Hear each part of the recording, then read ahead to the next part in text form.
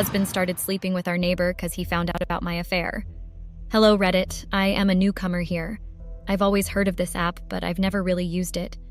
This is my first time posting here, and I only created an account a few weeks ago. My friend recommended it as she thought my story would be a good one to share, as people might learn a lesson from it. So here goes. I cheated on my husband, and so he cheated back with our neighbor. And not only that, but I am also probably going to lose everything in the divorce. Now I know you might be saying, oh, you deserve it and stuff like that. But to be honest, I did not come here to be shamed. I know what I did was wrong, and I have come to terms with it a long time ago. I do not need anybody reminding me of my wrongs and of what I have done. I know I was wrong, and I know that I am probably going to suffer over it for the rest of my life, so please do not come here saying that. I am just going to share my story so somebody might actually learn a lesson from it. My name is Serena, and I am a 29-year-old woman.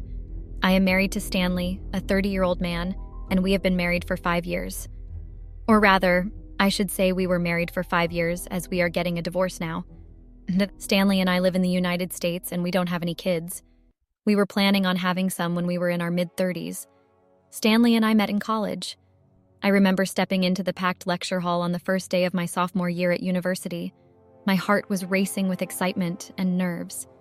I asked if I could seat there, and he accepted. As I settled into the seat, we exchanged introductions. His name was Stanley, studying economics like me. We bonded over shared complaints about early classes and love for coffee. As the lecture began, I couldn't help stealing glances at Stanley. There was something about him that intrigued me, and we quickly became friends, studying together and hanging out on campus. As time passed, I realized I was falling for Stanley. He was kind, funny, and always there for me. Looking back, that first day in the lecture hall was just the beginning of our journey together.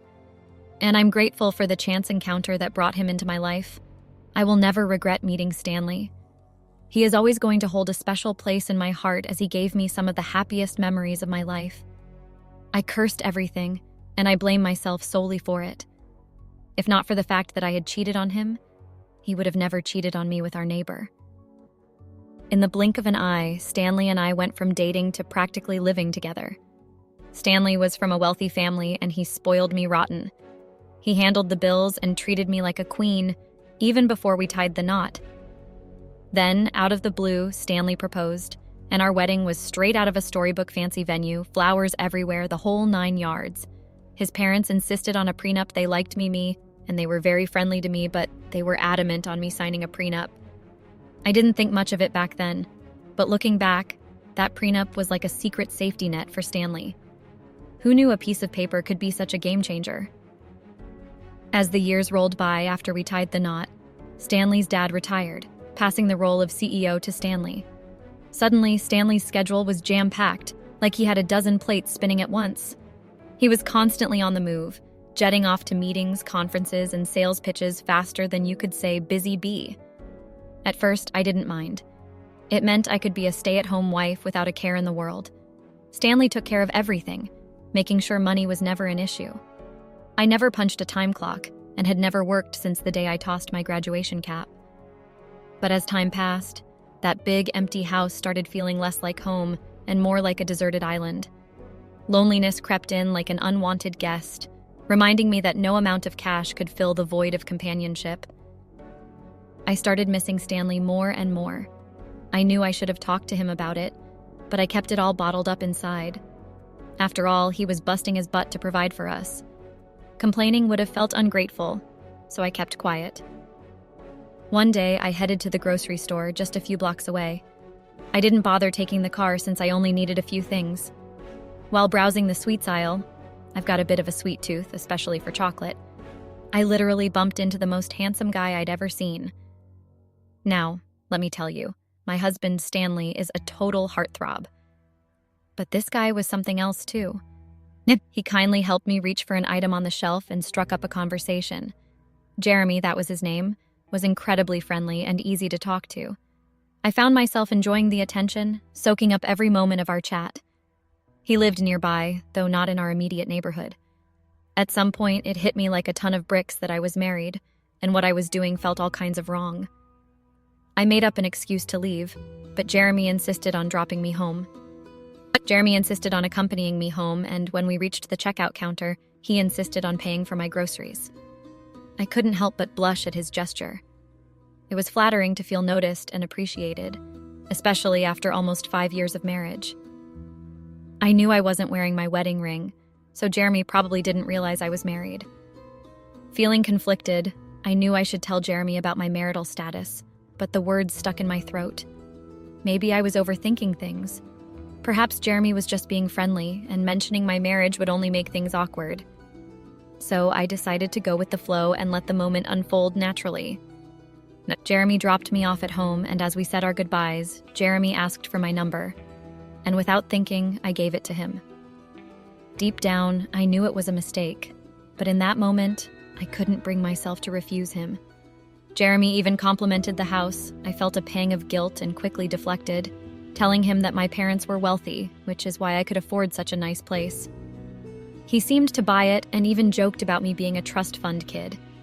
Little did he know, the house actually belonged to my husband. Jeremy drove away, leaving me standing at the gate of my house. I couldn't help but feel a surge of happiness tinged with guilt. It had been a long time since I connected with someone outside of my marriage, and Jeremy's attention had filled a void I hadn't realized was there. Loneliness had become my constant companion, a shadow that followed me wherever I went. But for a brief moment, talking to Jeremy made me forget about that emptiness.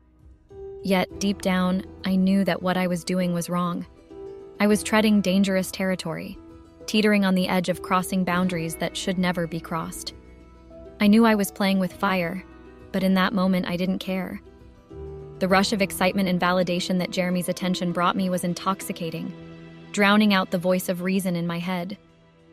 I couldn't shake the feeling of guilt gnawing at my conscience, but I pushed it aside, burying it beneath layers of denial. It was easier to blame my husband for my indiscretions, to shift the responsibility onto his shoulders. If he wasn't always traveling, leaving me alone for weeks on end, then perhaps I wouldn't have given Jeremy my number. It was a convenient excuse, a way to absolve myself of any wrongdoing. But deep down, I knew the truth. My actions were my own, and no amount of rationalization could change that fact.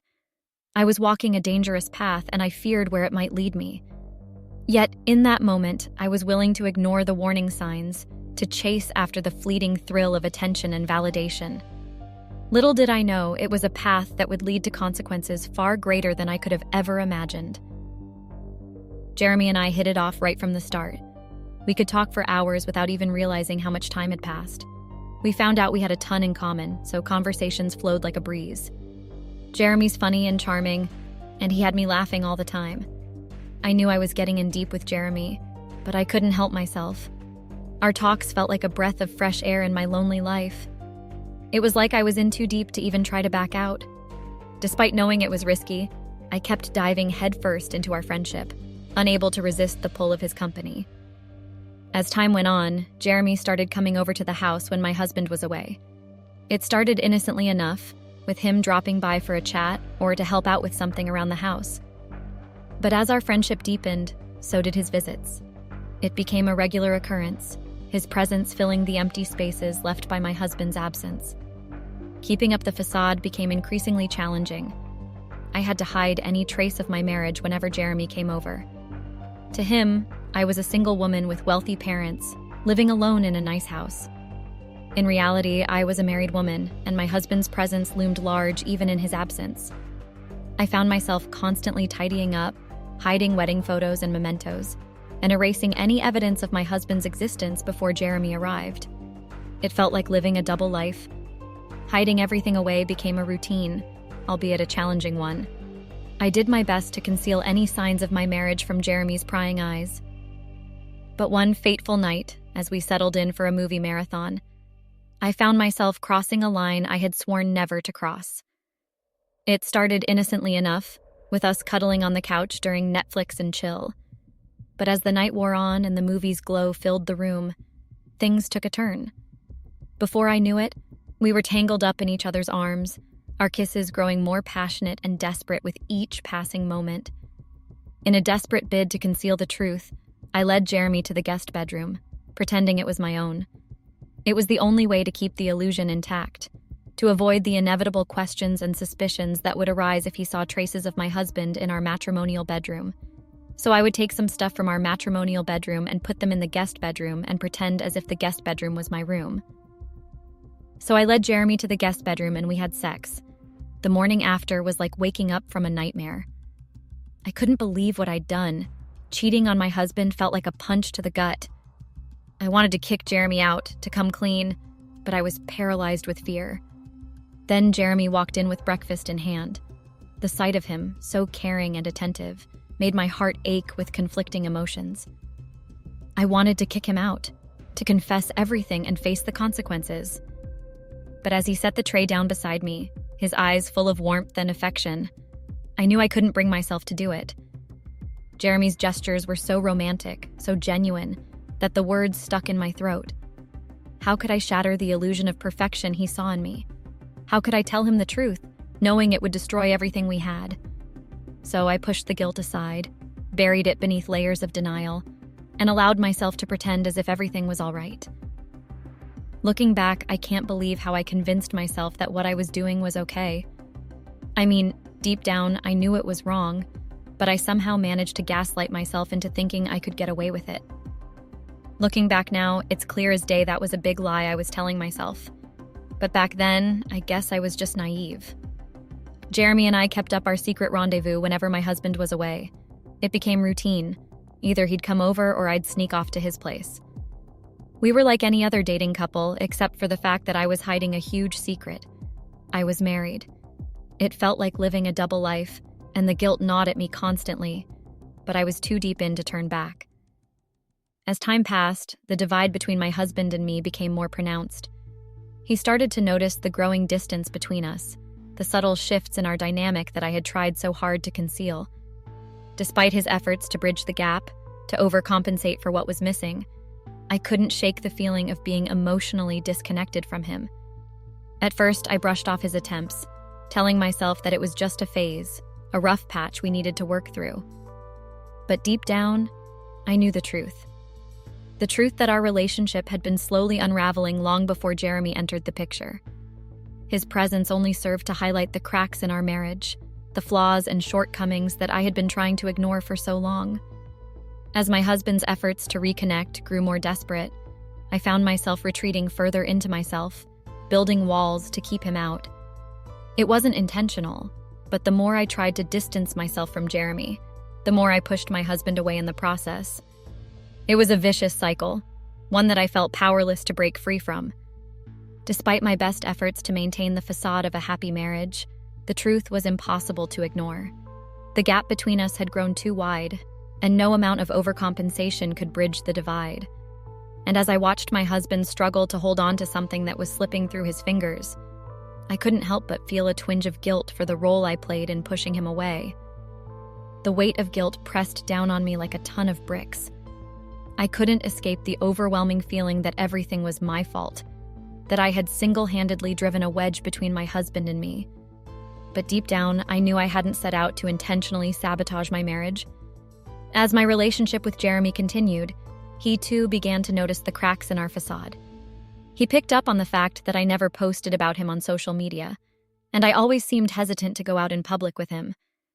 I tried to brush it off, blaming my behavior on being introverted, but even I knew that excuse could only hold out for so long. The truth was, I was scared. Scared of what people would think if they found out about us. Scared of the consequences of my actions. Scared of facing the reality of what I had done. So, I kept Jeremy at arm's length, hoping to shield him from the fallout of my mistakes. But in doing so, I only succeeded in pushing him further away, driving yet another wedge between us.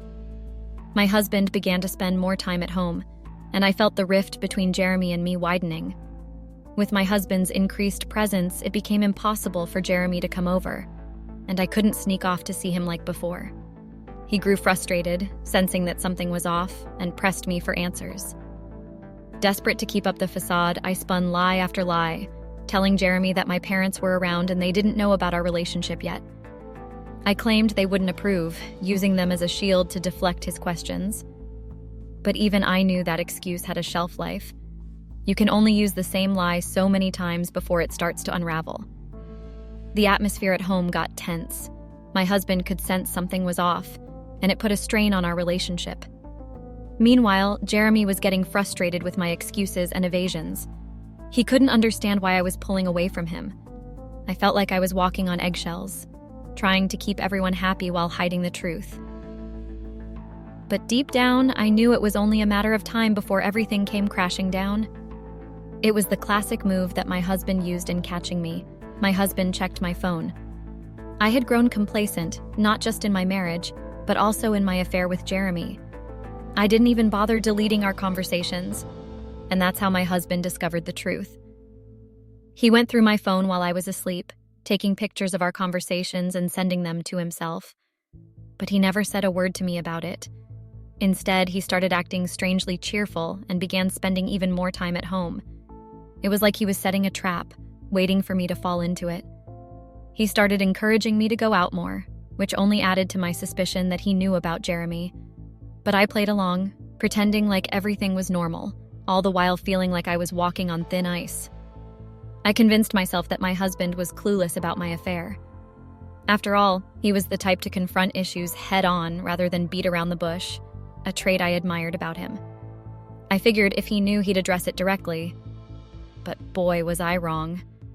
I started going out more, telling my husband I was hanging with friends, even though I didn't have many. Instead, I was spending all my time with Jeremy. We grew close again, and I apologized for my absence, blaming it on my strict parents and an overbearing brother who wouldn't approve of him.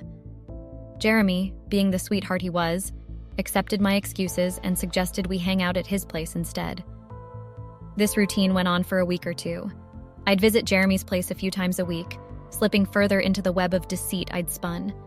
But one day, as I returned home, I noticed my husband's car in the driveway, yet he wasn't inside. Curious, I looked over to our neighbor's house, only to see my husband stepping out. That's when I knew my charade was over, and I had fucked up. The sight of my husband emerging from our neighbor's house, wearing a smirk on his face, sent a chill down my spine. Our neighborhood was known for its exclusivity and affluent residents, where everyone kept to themselves, too posh or rich to bother with neighborly interactions. It was a place where gossip rarely spread beyond closed doors. Given the lack of any apparent connection between my husband and our neighbor, the scene seemed suspicious. They had never exchanged more than a passing greeting, and there was no reason for my husband to be visiting her house. Yet there he was, with that telltale smirk plastered on his face. In that moment, my gut instinct kicked in, and I knew something was amiss. It was as if a veil had been lifted, revealing the truth I had been desperately trying to ignore. My husband's behavior betrayed him, and I couldn't shake the feeling that he was hiding something from me. Without hesitation, I marched up to my husband to confront him. I demanded to know why he was leaving our neighbor's house, but he just smirked and stayed silent. He tried to brush past me, but I stood my ground, blocking his path and pressing him for answers. Finally, he met my gaze and calmly confessed that he had been at our neighbor's house to do the same things I did at Jeremy's house. I was stunned into silence. Panic flooded my mind as realization dawned on me. My husband knew about Jeremy. Every thought screamed in my head. My husband knows about Jeremy. My husband knows about Jeremy. I felt a sinking sensation in the pit of my stomach. I was in deep trouble. My husband remained eerily calm, dropping the bombshell that he had been aware of my affair for some time. With a composed demeanor, he brushed past me and entered the house, leaving me standing there in shock.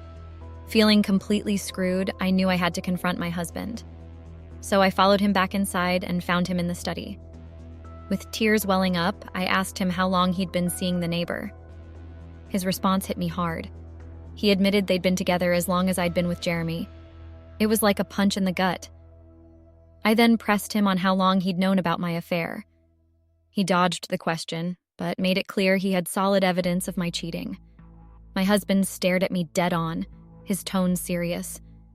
He said he wasn't going to waste time crying or yelling over my cheating. He'd already made up his mind that I wasn't worth it. He dropped the bomb. We were getting divorced, and I had 10 minutes to grab my stuff and get out. As I cried, hoping for some empathy, he stayed stone-faced. He warned me that if I didn't hurry, I'd be leaving with nothing but the clothes on my back. I made the decision to leave without a fuss. I didn't want any drama with my husband or the neighbors. Even though it was a quiet area, I knew things could get messy if security had to intervene. So I gathered my belongings and packed them up. My husband reminded me that the car was his, so I couldn't take it. I didn't argue. Instead, I ordered an Uber. With nowhere else to go, I realized I still had Jeremy as my backup plan. I leaned on Jeremy, knowing he'd offer me refuge. I concocted a lie about a heated argument with my parents and elder brother, claiming they'd kicked me out of the house they bought for me. It was a fabricated story, but I needed Jeremy to take me in. With no job and no savings, I was completely reliant on someone else's support to get back on my feet. As a stay-at-home wife who hadn't worked since college, I had no other options. In a cruel twist of fate, I soon found out my husband had beaten me to the punch. Before I even reached Jeremy's doorstep, my phone started ringing incessantly. It was Jeremy, and he knew everything. My husband had reached out to him and spilled the beans. Jeremy was devastated. He felt betrayed and hurt that I had lied to him throughout our entire relationship. He made it clear he never wanted to see me again. Feeling utterly rejected and with nowhere else to turn, I instructed the Uber to take me to the nearest cheap motel. It was a humiliating blow, realizing I had nowhere to go and no one left to turn to. As if things couldn't get any worse, I arrived at the motel, paid the Uber fare, and checked in. But when I decided to check our joint bank account, well, his money, technically, I was in for another shock. My husband had drained about 95% of the funds. Sure, it was his money, but considering he knew I was now homeless, leaving me with only a fraction of what was left felt like a cruel blow. It was barely enough to cover expenses for a month, leaving me in a precarious financial situation with no safety net to fall back on. To add insult to injury, my husband decided to go for the jugular and share screenshots of my conversations with Jeremy with everyone we knew. And when I say everyone, I mean everyone. My parents, my siblings, his siblings, our friends, the whole 9 yards. But in a twisted turn of events, I guess I should thank him. After my parents got wind of the mess I'd made, they were furious. I had shattered my marriage and brought shame upon our family. Despite their anger, though, they couldn't turn their backs on me. So, begrudgingly, they scraped together enough money to buy me a plane ticket back home. It's been about 2 weeks since everything fell apart, and my life is still far from normal. I've accepted the harsh reality that my husband won't ever take me back. I've come to terms with that. Jeremy has cut me off completely, blocking me on every social media platform. Now I find myself holed up with my parents in another state. My husband wasn't too pleased about me leaving town before our divorce was finalized, but honestly, I couldn't care less. He doesn't get to dictate my every move anymore. If it weren't for my parents taking me in, I'd be out on the streets. Speaking of my husband, he's made it clear he'll be sending divorce papers my way soon. It stings, but I can't say I didn't see it coming. Especially after he cleaned out almost all the money from our joint account. Money he earned, so I guess the money is his. He may have thought he had control over me, but he doesn't get to call the shots anymore. To top it all off, I've heard rumors that my husband is still seeing our neighbor. It's like a slap in the face knowing they're probably together now. Well, I say, screw them both. Honestly, living a double life might sound exciting, but it's a recipe for disaster. It's like walking a tightrope, always on the edge of things falling apart. Each lie piles up, burying the truth deeper and deeper. Looking back, it's clear where things went wrong. If only there had been honesty instead of sneaking around, maybe things would have turned out differently. But looking back just brings regrets, without changing a thing. So, to anyone tempted to lead a double life, think twice. The excitement isn't worth the pain it brings. Choose honesty, even when it's hard, and build relationships on trust and truth. It might not always be easy, but it's the only way to find real peace and happiness. And if you ever have any doubts and feel like cheating, just take a look at me. I would still be back at my husband's 7-bedroom house with a home theater and a pool if only I hadn't tried to live a double life.